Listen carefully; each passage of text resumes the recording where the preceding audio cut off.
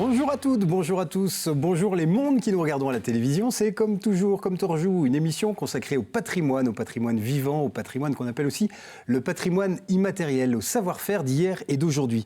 Aujourd'hui, mesdames et messieurs, nous allons nous intéresser au monde de l'agriculture. On va parler chambre, on va parler agriculteurs, on va parler tracteurs, eau, installation, et puis on va parler des vaches. Et c'est tant mieux, car pour ne rien vous cacher, moi, tout ce qui a trait aux vaches m'émeut. Allez, promis, je ferai vachement meu la prochaine fois. Les vaches rousses, blanches et noires sur lesquelles tombe la pluie et les cerises. Nous recevons Joël Limousin, président de la Chambre d'agriculture. Ah, quoi de plus serein, de plus bucolique qu'un troupeau de vaches qui paissent. D'ailleurs, qu'il pleuve, qu'il vente, que le pays soit en crise ou non, que le chômage diminue ou non, que les prix s'envolent ou non, que font les vaches? Eh bien, elles paissent. Oui, la vache paie tout en pensant et en s'en foutant plein la panse et en prenant plaisir aux petites secousses de la clôture électrique. Même en temps de guerre, la vache paie. Jusqu'à la fin des temps, la vache paîtra et souhaitons qu'elle paisse encore longtemps. Mais attention, allez, ne nous égarons pas, cette chronique va de mal en pis. Revenons aussi à nos ovins, car même si notre invité, éleveur de son métier, est un passionné, amoureux de l'élevage, cette émission n'est pas consacrée aux vaches, mais à la Chambre d'agriculture. Qu'est-ce donc que c'est cette chambre d'agriculture? Moi, quand j'étais petit et que j'entendais des adultes dire qu'ils allaient en réunion à la chambre, je trouvais ça étrange. Encore plus quand ils disaient qu'ils allaient dans le cabinet du président. Je connaissais la chambre à coucher, la chambre à air, la chambre froide, la chambre d'hôtel. Mais quid de la chambre d'agriculture? Une chambre où dort un tracteur, où dorment des animaux? Allez, trêve de plaisanterie. À quoi sert une chambre d'agriculture? Qui siège? Comment est-elle composée? Quelles sont ses missions? En quoi représente-t-elle l'agriculteur ou l'agriculture? Donc pas seulement les agriculteurs. Eh bien, pour répondre à ces questions, on a la joie de recevoir Joël Limousin. Il en est le président. Bonjour Joël. Bonjour Jérôme. Merci beaucoup d'avoir répondu à notre invitation. C'est un grand plaisir parce que c'est vrai que c'est important de pouvoir être invité, de parler agriculture comme vous le faites. Et puis surtout, la Chambre d'agriculture, c'est une instance, c'est sans doute, vu du grand public, quelque chose d'assez inconnu, connu par les agriculteurs, mais pas forcément connu du grand public. Un peu mystérieux, donc vous allez tout nous dévoiler. Oui, alors une chambre, c'est une instance consulaire. Qui dit consulaire, c'est comme la chambre des métiers pour l'artisanat, le commerce, mais on a également la chambre de commerce et d'industrie, et là on a toutes les grandes industries, donc on a 3 chambres consulaires qui représentent l'ensemble des métiers, agriculture, petit commerce et grandes industries, pour résumer. Pour revenir à la chambre d'agriculture, on a l'obligation d'être installé par le préfet.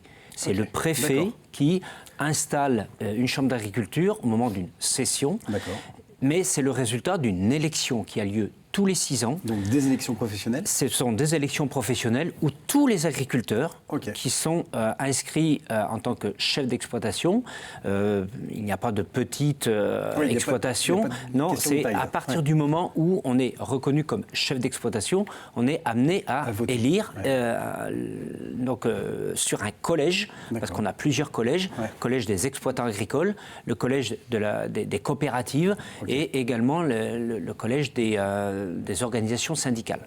Donc tous ces collèges constituent un ensemble de personnes, d'environ une cinquantaine de personnes qui siègent dans cette session. Et ça permet aussi d'avoir ce qu'on appelle une représentation syndicale. Et tous les 6 ans, ça permet de définir, je dirais, la majorité qui ressort au travers donc, des organisations syndicales. On a 3 syndicats qui sont représentatifs. La FNSEA, également, enfin je dirais 4, la FNSEA, les jeunes agriculteurs, la coordination rurale et la Confédération paysanne. Donc ces syndicats se retrouvent après les élections, à vote, à bulletin secret bien évidemment, et lorsqu'il y a eu le dépouillement, ça permet de définir des majorités. Et ensuite, le préfet installe cette session et il y a l'élection du président et qui a l'obligation, bien entendu, de pouvoir répondre à toutes les sollicitations et de partager avec ses collègues l'ensemble des sujets agricoles, mais aussi des relations importantes avec les collectivités. Et on a un vrai rôle de lien pour l'accompagnement des agriculteurs. C'est, on va dire, 50 à 60% de notre temps, mais aussi du métier du métier de faire comprendre auprès des collectivités d'être en relation pour l'aménagement du territoire. Parce que ce territoire, il n'y a pas que de l'agriculture, mais il y a aussi sur la définition de ce territoire entre l'urbanisation, le maintien de l'activité agricole et la protection de l'espace agricole. Donc tout ça se fait avec beaucoup d'avis qui sont demandés à la Chambre d'agriculture pour que les maires puissent donner des permis de construire, notamment la validation des plans locaux d'urbanisme. Enfin voilà, toutes ces questions qui s'y passent. Du coup, la Chambre est consultée et donc a une quantité d'interlocuteurs, finalement. Oui, elle est consultée et a vraiment une quantité d'interlocuteurs qui sont majeurs. Et bien évidemment, le préfet sait que quand il s'adresse au président de la Chambre d'agriculture, il s'adresse à l'ensemble des agriculteurs. Et ma mission, elle est différente que lorsque j'étais président de la FDSEA, où là, on a une organisation syndicale avec un travail syndical, un projet professionnel et politique qui est porté.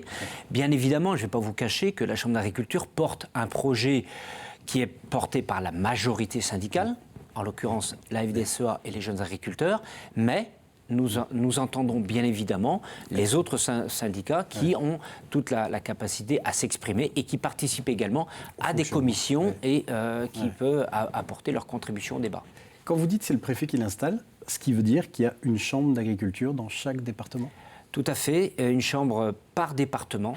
C'est une obligation réglementaire. Donc c'est vraiment avec un budget qui globalement, c'est un budget qui est constitué pour, on va dire, à 40%, 35 à 40%, c'est de l'impôt. C'est-à-dire que c'est une taxe sur le foncier, une taxe chambre d'agriculture qui est prélevée auprès de chaque agriculteur, et je dirais même plutôt auprès de chaque propriétaire. Donc c'est une taxe dans le cadre du foncier non bâti qui permet de venir dans le budget de la Chambre, plus après des missions de prestations auprès des agriculteurs avec nos salariés, en sachant qu'on a depuis 2018 réorganisé notre système chambre d'agriculture au niveau de la région des Pays de la Loire. Nous avons toujours la chambre d'agriculture Vendée par département, ça c'est constitutionnel, il n'y a pas de problème. Par contre, on a fait le choix de mutualiser nos salariés au niveau de la région, c'est-à-dire que la région des Pays de la Loire, au niveau chambre d'agriculture des Pays de la Loire, c'est à peu près 750 salariés. Donc nous avions à l'origine, c'est 120 à 130 salariés au niveau de la chambre d'agriculture de la Vendée, mais le fait d'avoir mutualisé au niveau régional, ça permet d'avoir une mutualisation des compétences de tous les autres départements avec une volonté de garder de la proximité. Ce qui fait la force d'une chambre d'agriculture, c'est d'avoir cette proximité. D'être visible.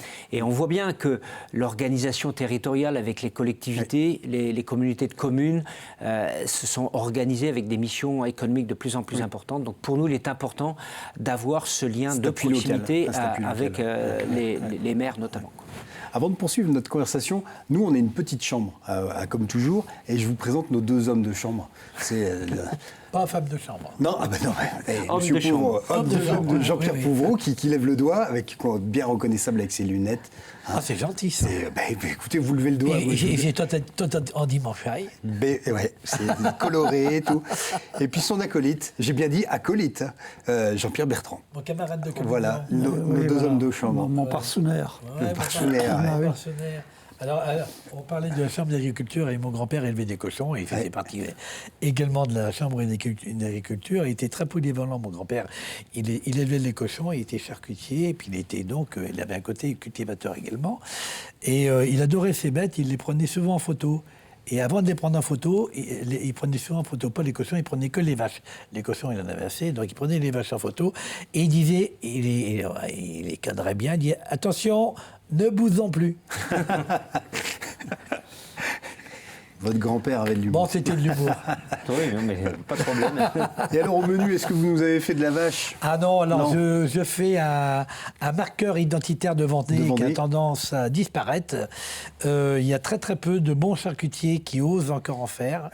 parce que c'est un travail ingrat, c'est des grimates vendéennes qui sont réalisées avec de la panse de porc. D'accord. Et il y a très peu de charcutiers qui sont capables, parce que maintenant il y a un phénomène industriel qui s'est mis en place, c'est faire la machine et ils ne gardent plus la petite rosette qui est autour, qui font tout le charme des grimates. Très bien, on goûtera ça dans un instant. Et Jean-Pierre Bertrand, un sujet qui vous a forcément inspiré, l'agriculture. Disons que ça m'a inspiré comme toutes les émissions, parce Bien que sûr, j'en doute pas. c'est intéressant d'aller découvrir d'autres métiers que ceux qu'on a l'habitude de côtoyer. Mais en fait, je me sens profondément agriculteur. Les générations au XVIIe siècle étaient déjà des agriculteurs. Mais surtout, qu'à une époque, j'avais participé avec le Guillot et d'autres Donc, le Guillot, qui était ancien président de la Chambre. Sauvegarde de races menacées. Donc j'étais dans le coup de la maraîchine, dans le coup des gorées de Bayeux, le coup des moutons moutons race de 2. Maintenant, ils appellent ça de Ouessant, bon, je veux bien, etc. Et donc, c'est vrai que ce monde agricole est passionnant. Et je suis d'autant plus touché, c'est que la plupart des personnes que nous avons enregistrées depuis les années 70, c'est quand même le monde agricole. Et il y a une évolution de la société. Vis-à-vis du tourisme, particulièrement. Oui. Le tourisme en sachant que le monde agricole, en matière d'alimentation, qui est revenu quand même sur le devant de la scène depuis quelques temps, avec la crise, ce qui s'est passé avec le Covid, etc., on voit bien que la notion de souveraineté alimentaire, c'est des nouveaux mots qui sont revenus, parce qu'au lendemain de la guerre, il y avait quand même l'étiquette de rationnement. Après, on a dit produisez, donc on s'est mis à produire. Après, on a dit vous produisez de trop, donc il y a eu tous ces chambardements, et puis une volonté en disant produisez pour que tout le monde ait à manger et le moins cher possible. Et on voit bien que ça a été les agriculteurs qui se sont retrouvés dans des situations quand même compliquées. On les a pressurisés. Alors on a fait des efforts en matière de coûts de production, on a réduit nos charges, etc. Sauf qu'on est arrivé à un stade, on n'en peut plus. Et c'est là qu'a été reconstruit, notamment les projets alimentaires territoriaux, notamment, pour relocaliser la production. Et on voit bien que les collectivités, on parlait des collectivités locales tout à l'heure, dans les cantines, dans les collèges, dans les lycées, etc., se réapproprier, les conseils départementaux, conseils régionaux, tout le monde s'y met là-dessus. Il y a ce qu'on a appelé la loi Egalim, les états généraux de l'alimentation, pour redonner du sens sur la valeur du produit alimentaire, mais qui part de la production. Et de construire un prix, non pas en partant du distributeur, mais en partant du producteur. Et c'est ça tout l'enjeu pour permettre à donner un vrai sens à notre métier. Et ça donne aussi envie à nos jeunes de pouvoir s'installer. Parce qu'on a des jeunes, nos établissements de formation aujourd'hui sont toujours un peu en augmentation chaque année. Et un public non issu du milieu agricole. Et c'est ça la grande nouveauté depuis une dizaine d'années. Et moi je pense que c'est important de donner cette attractivité. Alors certains vont dire, oui mais vous vous plaignez tout le temps. Oui, on entend tout cela. Mais quel métier passionnant, comme vous disiez à l'instant. Il y a quand même cet enjeu d'attache à la terre, d'attache au territoire, du façonnage de ce territoire, au travers de l'acte de production pour l'alimentation, on entretient nos territoires. Et on voit bien que, au moins la Vendée, a au moins cette particularité, on a réussi à combiner avec le petit commerce, avec notre agriculture, cette population répartie sur tout le territoire, mais quelle chance inouïe que l'on a. Donc il faut qu'on préserve tout ça, mais il faut que l'alimentation, les gens se rendent bien compte que tout ça, ça a un coût.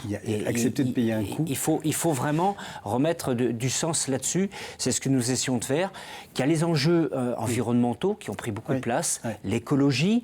Alors, là aussi, l'écologie. Et là, c'est un des plus anciens que je le dis. Je vous suis de pas très loin. Mais toujours est-il que les premiers écologistes, ce sont les agriculteurs. Oui, sûrement. Je suis d'accord. Et il faut qu'on arrive bien entendu, à expliquer tout cela, parce que les yaka faucons de la place parisienne sur l'écologie, il y a des moments, ça mérite de nous irriter. Donc, on est prêt à se remettre en cause. Et on a le devoir de se remettre en cause. Mais il faut vraiment qu'on trouve, je dirais, un consensus, je dirais, de compréhension et de cohabitation par rapport à tous ces enjeux. Et c'est pas facile, parce que, comme on le disait à l'instant, c'est un monde qui a beaucoup évolué. Ça peut être paradoxal entre à la fois un modèle qui a été impulsé, des enjeux environnementaux aussi. Comment on trouve cet équilibre-là, qui est pas facile, qui n'est pas simple? Vous disiez, cette mission qui était de nourrir à bas coût. Donc, du coup, on a vu aussi les dérives possibles. Comment la Chambre, elle se positionne? Elle doit aussi avoir une longueur d'avance sur ces besoins de la population, sur les besoins environnementaux? Oui, et c'est tout à fait vrai. Nous, on doit toujours avoir cette longueur d'avance pour anticiper et donner des projections, mettre les gens en situation de projet et d'être proactif par rapport aux défis qui se définissent et dans les 10-20 ans, quelle pourrait être l'agriculture. C'est vrai que si on ne fait pas cela, ça veut dire qu'on va amener les agriculteurs la tête dans le mur et sans qu'on aura pris le temps nécessaire de la réflexion. On a l'enjeu de la politique de l'eau, l'enjeu de l'élevage. On a défendu un vrai projet, le projet de l'élevage au niveau de l'ensemble des chambres d'agriculture des Pays de la Loire, qu'on a partagé avec les collectivités pour dire, attention, si l'élevage disparaît, c'est vraiment tout un pan entier d'emploi, d'équilibre du territoire. On va faire quoi dans nos prairies, dans les coteaux, etc., si on n'a plus d'élevage? La partie stockage du carbone, on nous dit le réchauffement climatique, etc. Mais l'agriculture a le grand privilège de faire du stockage du carbone grâce aux prairies. Mais les prairies, on ne va pas simplement mettre un matériel pour faucher l'herbe. Bien sûr, ça existe pour la récolte de foin, etc. Mais le pâturage par les animaux, c'est ça qui plaît aussi à la population, mais qui permet aussi d'avoir cet apport de matière organique. Vous parliez des bouses tout à l'heure. Eh bien, le fumier, c'est aussi un amendement organique pour faire pousser les plantes. Donc, c'est tout un cycle qu'il faut vraiment, au travers de l'agronomie, d'expliquer à tous les penseux sur le sujet de l'écologie et que dire que, eh bien, on doit répondre à cela. Donc, l'enjeu de l'élevage. On a l'enjeu de l'énergie. On a vraiment défini un plan énergétique. Alors, tout ça, ça s'est accéléré avec la guerre en Ukraine et qui nous a tous pris de court sur le sujet, sur le coût de l'énergie. Comment on peut apporter, nous, sur les énergies renouvelables, mais on ne peut pas faire ça n'importe comment. Que ça doit être, les énergies renouvelables, ça doit être un bouquet global. Certes, il y a l'éolien, il faut qu'on le réfléchisse collégialement, et la Chambre d'agriculture a un rôle pour l'aménagement en lien avec les collectivités. Où est-ce qu'on le met? Sur le photovoltaïque, nous, on a pris des positions claires et nettes en disant pas de photovoltaïque au sol, parce que le sol est prévu pour de l'agriculture. Couvrons les toits pour faire des panneaux photovoltaïques pour l'énergie renouvelable. Et on est en train de défendre aussi la thèse de faire de l'autoconsommation électrique à partir du photovoltaïque sur nos toits qui permettrait de faire des économies. Donc je pense qu'il y a des vrais chantiers et quand je parlais de mes collègues Chambre de commerce et d'industrie et Chambre des métiers, eh bien on a rediscuté avec Daniel Lédin et puis Arnaud Ringard récemment pour se dire définissons une vraie politique. On va réaffirmer cela dans ces quelques jours sur le sujet. On va marquer une petite pause et on va passer à table avec Jean-Pierre Pouvreau. Et c'est l'heure de passer à table, c'est bon appétit. C'est une transition avec ce que vient de dire Joël, justement. Oui, tout à fait. Voilà un plat signature de la Vendée, qui est typiquement vendéen, c'est l'agrimate. C'est un plat de grande gastronomie quand on le connaît, mais qui n'est pas vulgarisé beaucoup, puisqu'il y a de moins en moins de charcutiers. Et des charcutiers qui réalisent des grimates, ils ont beaucoup de mal à trouver de la panse de porc qui a été dégraissée normalement. Donc c'est un gros travail de préparation et ça vaut un certain prix, mais parce qu'il faut calculer le temps de travail qu'il y a derrière. Alors au lait de grimates, Alors, les grimates, c'est de la panse de porc qui est cuite dans du saindoux pendant 2-3 heures, voilà, salé après. Et après, on boit ça, on le déguste après avec au petit déjeuner, le midi, l'après-midi, le soir. Il n'y a pas d'heure. Il n'y a pas d'heure. On le déguste toute la journée. Alors, c'est pas un plat qu'on mange tous les jours. Hein. Non, on le mange de façon épisodique quand on a envie. Voilà. Mais il y a une vraie clientèle à Grimatte et c'est dommage que ça disparaisse. Il y a très peu de charcuteries qui en font des bonnes. Là, c'est Martial Clouzet de la charcuterie à l'ancienne de Soulan, qui est en face de la mairie. Voilà, donc Martial, c'est lui qui fait des grimates à l'ancienne. C'est un de ses plats de référence. Voilà, c'est une niche gastronomique pour les gens du pays. Très bien. Voilà. Eh ben, on prend l'adresse. Merci. Voilà. Merci, et s'il y a d'autres charcutiers qui veulent se lancer à faire des vrais grimates, le succès est assuré. Est assuré. Eh ben, c'est dit. On va tout de suite passer à Jean-Pierre Bertrand avec de bouche à oreille. Jean-Pierre au menu. Ben moi, je vais continuer dans la nostalgie. Non, mais je suis pas nostalgique du tout quand je parle de tout ça. Ce que je vois, c'est le chambardement, le bouleversement, l'explosion du monde agricole entre ces gens qu'on va entendre et puis aujourd'hui. Ces engins énormes qu'on voit partout et ces troupeaux énormes, etc. Et puis une autre époque où on était petitement installé, puis tout se faisait à la main, et voilà. On va entendre un poète qui s'appelle Paul Boisselot. Oui, Paul Boisselot, qu'on a reçu dans cette émission. Et qui a fait un poème comme ça, par rapport à un paysan qui est pas loin de chez lui, Eugène. Eh bien, on écoute l'histoire d'Eugène. J'ai pas eu trop le désir d'ouvrir ma compreneur pour y caler de chez monde, tantôt chez bien monsieur, qui savent bien d'affaires. Ah, y'en sait moins qu'entre eux. Mais il est connu, Eugène, l'était de l'âge de mon père. C'est un bon paysan même, s'il est de mes bourrir. Parce que l'avait d'Auvergne, c'est ce qui rapportait le plus.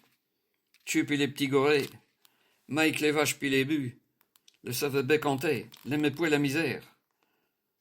Puis il était à la page, l'acheter l'autre tonne d'engrais, que le payait tous les ans avec de la mogette, que le semait à la main, dans sa faillie landette. Bérette de bure de bord, et tiamboune les pesailles. Moi, il aimait bien Eugène. La vigne de Tchékave. Il tentait de 100 millions et puis de Sano Berlin. Tu peux créer sans mentir, il y en a si fier qu'exemple. L'année, il n'y a plus d'Eugène. L'été pourtant brave. La poésie de Philippe Boisselot. Et puis un autre sujet, Jean-Pierre ? C'est un sujet qui m'a vraiment ému, puisque l'enregistrement a été fait en 1978. Et la personne qu'on va entendre, elle avait 14 ans en 1920. Oui. Autre réalité. Et elle explique dans l'île de Noirmoutier que 14 ans, c'est le champ. Et là, après l'école de juin, c'est tout de suite les moissons. Et donc, on va l'entendre parler des moissons à la main, à la faucille, une gamine de 14 ans, au lever du soleil, à la tombée de la nuit. Direction les Métives. Et puis après, quand le blé était assez grand, en mois de juillet, qu'il était jaune, on le coupait à la faucille. C'est vous qui le coupez aussi ? Ah oui, à genoux. On se faisait des genouillères. On faisait avec des gros morceaux, des vieux morceaux de chiffon qu'on faisait, vous savez, comme une chaussette. Puis on rentrait comme ça pour mettre ça à nos genoux. Puis on avait un gros tablier, des tabliers de toile bleue ou de toile de bateau à la faucille. Puis on mettait en dessous de son... Puis quand vous en aviez assez, vous le mettiez bien doucement par derrière. Puis vous coupiez tout le temps. Et toute une journée debout à couper comme ça. Oui. Dès le matin. Les femmes et les hommes. Sacré bond dans le temps quand même. Hein. Les pratiques ont beaucoup changé. On parlait d'évolution de ce monde-là. Effectivement, c'est un bel exemple. Et en un siècle. Ouais. Merci beaucoup, Jean-Pierre. Joël, je ne vous ai pas demandé, paysan ou agriculteur ? Ou qu'importe ? Ouais, je dirais plutôt agriculteur. Ouais. C'est vrai que je ne dénigre pas le mot paysan, parce que le paysan, c'est celui qui habite au pays. C'est ça la règle d'or. Après, on nous a confié cette fonction d'agriculteur, c'est vraiment de cultiver la terre et de nourrir la population. Et c'est pour cela que moi, je suis plutôt fier d'avoir bénéficié de de l'héritage de mes parents. On est 4 frères à s'être installés sur l'exploitation familiale et on se retrouve à avoir des bovins, des porcs. J'ai amené un peu de matériel et puis un système d'irrigation parce qu'avec la sécheresse, etc., eh bien, on stocke l'eau l'hiver pour pouvoir l'utiliser l'été, pour avoir nos cultures, pour nourrir nos animaux. C'est tout simplement aussi bête que cela que nous fonctionnons là-dessus. Et puis, comme j'ai beaucoup de pression entre l'agriculture, le métier ou l'engagement professionnel, eh bien, j'ai amené quelques médailles. Quelques médailles. Alors, marathonien. Oui, alors je suis marathonien. J'ai commencé comme ça à 45 ans. Je me suis dit, je vieillis un peu vite, donc il faut que j'entretienne ma forme. Puis je me suis mis à la course à pied, et puis je me suis pris au jeu, et je me suis retrouvé à faire le Grand Raid des Pyrénées, la Diagonale des Fous, l'ultramarin, notamment 177 km autour du golfe du Morbihan, magnifique. Ouais. Et puis la Diagonale des Fous, alors ça c'est mémorable, c'est 10 000 mètres de dénivelé positif, 166 km. Vraiment, j'ai passé un moment inoubliable et j'ai envie d'y retourner. Donc voilà, c'est un vrai sujet. Voilà, puis vous assurez que pour évacuer le stress, c'est le meilleur moyen. Prendre le grand air. Merci en tout cas, Joël, de votre venue au comptoir de Comme Toujours. On aurait pu évidemment, on parlait de l'eau, qui est un enjeu effectivement. Je crois que ça méritera une émission, parce que l'eau, c'est aussi l'affaire de tous.